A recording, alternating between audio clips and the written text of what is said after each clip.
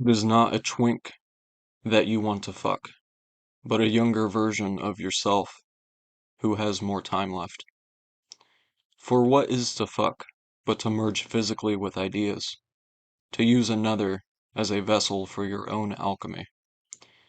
It is a cruel world that God has blessed us with, for those who are willing to act within it.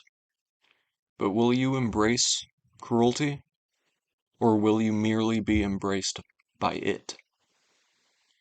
For we are all the deer in headlights, my boy. But we are all also the truck. A sick cycle, isn't it? Master Oogway, 2008. Now, I love Kung Fu Panda as much as the next guy. What I don't love is physical media becoming a thing of the past, and ownership of physical media potentially becoming a thing of the past. I would much rather have physical copies of all my games, my manga, my movies, my CDs, than, for example, a flash drive with digital copies of all of them on it. And I would much rather have my physical copies, which I own, than paying a subscription to gain monthly access to a flash drive on somebody else's computer. Now, if you live under a rock and you have no idea what I'm talking about, it's probably important that you start paying attention because there's been such massive recent attacks on the existence of physical media that we're looking at a future where it practically may not even exist. Okay, you won't have the option to set up all of your DVDs and your games and etc. in a nerdy fashion such as myself or in a man cave because it won't exist in the physical form. Alright?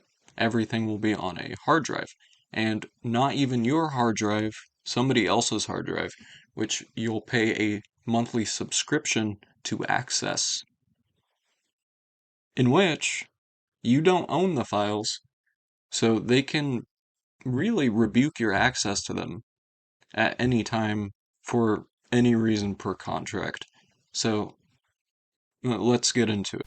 So this whole fiasco started with GTA 6 not coming out with a physical edition, at least not really. So Grand Theft Auto 6, probably the largest game in human history, or at least the largest game that will come out this century or in gaming history, will not be coming with a physical disc. The quote-unquote physical edition will quite literally just be a code in a game case. And then Sony announced that it will be pulling access to 551 movies and shows from PlayStation customers in the United Kingdom. So they are losing licensing agreements with a company called Studio Canal, which apparently provides them rights to movies like Yakuza, Paddington, Paddington 2, Pan's Labyrinth, Rambo 3, Terminator 2 Judgment Day, and The Boy in the Striped Pajamas. And the customers who literally purchased these movies via PlayStation will simply lose access to them come September. Now, I have Terminator, the original Terminator, on VHS behind me here, which I can plop into this CRT TV and watch whenever I want, and I don't have to worry about Sony knocking on my door and saying, uh, we lost access to them, so you have to give us that now. It's not yours anymore. We know you bought it. We know that you literally purchased it from us, but you're just going to have to hand it over. Nobody can do that because I have the physical copy and I have the hardware to run it on. But this isn't even the worst of the news. Sony then announced that physical disc production will be ending for PlayStation in January 2028 for new games. There's no nuance there. There will simply not be discs printed for games releasing on PlayStation consoles come January 2028 forever. There simply won't be physical discs printed. You won't have the option to buy them physically. Now, if Sony is willing and able to remove access to over 500 movies and TV shows from its customers because a licensing agreement ran its course, making it so the customers who literally purchased those movies can no longer access that which they bought, then what makes you think that the same thing or similar can't happen with video games?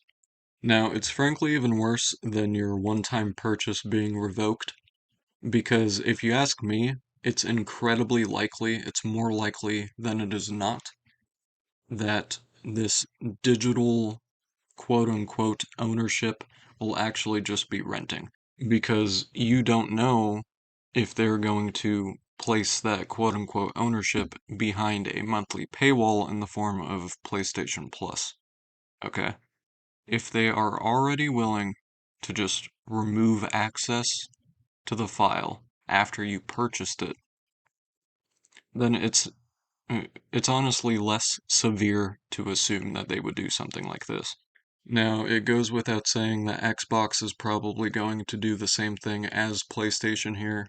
They're already doing it with GTA 6, which is going to be the most profitable, most widely played game in video game history.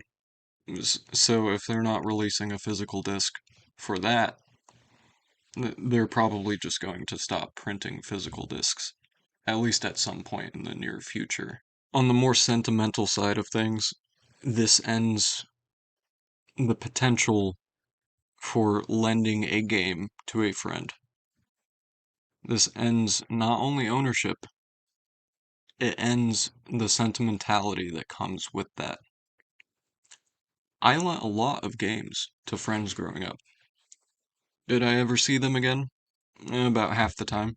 But it was my right to do so because it was my property. Okay. This is my property. Nobody is going to come take this away from me. Plain and simple. They can't. I own it. And that should be how it is with anything that you buy. But at least in regards to PlayStation and Xbox, probably video game consoles in general in the future, uh, those are just going to be things of the past, unfortunately. Sony's announcement to stop printing discs and Xbox's announcement that they won't be dropping a physical disc for GTA 6 seem like slaps in the face that came out of nowhere, but really, this has been a gradual process that's been inching along for quite a while now. I mean, as a society, we went from Blockbuster stores, Hollywood videos, and FYEs to streaming services where you don't really own what you're watching. Again, you're just renting access to the files on somebody else's computer when you use a streaming service. And they regularly remove access to things which you paid to view or quote unquote purchased all the time, you know? And I think that really these companies have just been doing this under people's noses for a long time. And it's visible in other things as well. Like, do you remember when you could actually play split screen co-op on a game console with a sibling or a friend? That went away maybe 10 years ago now. Everybody was upset for a year or two, a few months for most. And then suddenly, you had to buy a whole new console and you had to pay a subscription service to gain online access so that you could then co-op with your friends. So this change from ownership to renting in terms of media, it's it's kind of creepy, It's as if it's a systemic effort that's been happening for well over a decade now. And now they're just straight up canceling physical media production. And I think it's because they just really don't like the idea of you owning something, you know? They don't like the idea of somebody buying a disc and then lending it to a friend because that's lost profit. It's all about money at the end of the day. A hobby, which is the epitome of fun as a hobby, video games. It's all about profit to these executives.